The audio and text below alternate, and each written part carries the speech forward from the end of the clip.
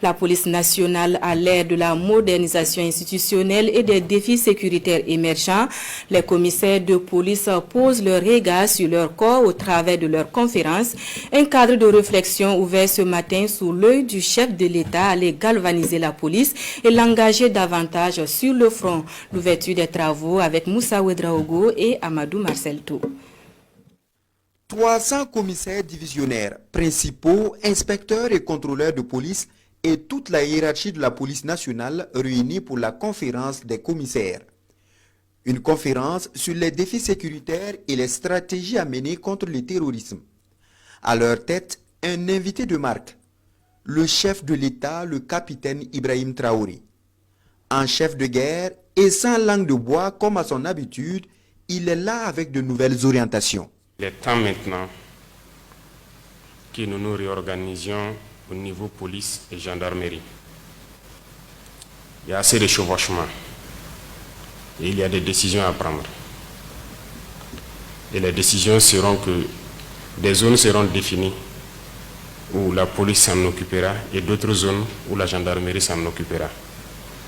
Vous êtes tous d'accord avec moi et conscients qu'il y a des zones où vous avez la présence et de la police et de la gendarmerie, mais il n'y a pas assez d'efficacité parce que peut-être l'effectif est moindre et peut-être aussi il y a du piétinement.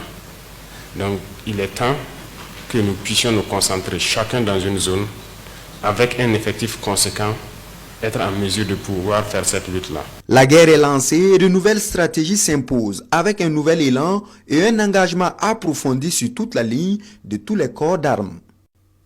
Dans cette guerre, il va falloir arrêter la paresse. Il va falloir verser plus de sueur. La paresse ne nous arrange pas. L'ennemi lui-même, il n'est pas paresseux. Vous ne le voyez jamais venir. C'est très rare de le voir venir vous attaquer. Et comment il vient? Imaginez. Il coule assez de sueur pour arriver à vos positions. Mais pourquoi nous ne voulons pas couler assez de sueur pour aller vers lui? Pourquoi nous voulons être à l'aise pour rouler sur nos pistes, tomber dans des embuscades pour aller vers lui? Il n'est pas sur les pistes. Pourquoi nous continuons de mourir sur les pistes? Pour le président de la transition, la reconquête de l'intégrité territoriale s'avère désormais une responsabilité collective. Je vous le dis ici haut et fort, il n'y aura pas d'excuses dans les jours à venir. Lorsque nous allons dessiner ce soir le déploiement, lorsque nous allons dessiner les types d'unités à constituer, il n'y aura pas d'excuses ni de pardon pour un porteur de tenue qui va trouver qu'il ne doit pas aller au front. Tout le monde ira. Parce qu'il n'y a pas de raison que les civils y aillent et que nous n'allons pas.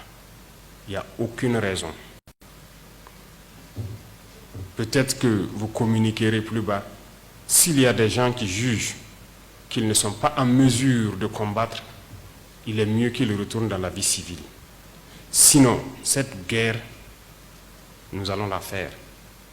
Donc dans les jours à venir, nous allons combattre. Il faut que chacun se prépare à cela. Parce que je vous dis vrai, à chaque fois que j'apprends que tel village est attaqué, des gens sont tombés ou quoi, la seule chose qui me vient en tête, c'est de me lever, prendre mon pick-up et puis partir. Je ne supporte pas d'entendre ça. C'est la seule chose qui me fait souffrir le plus.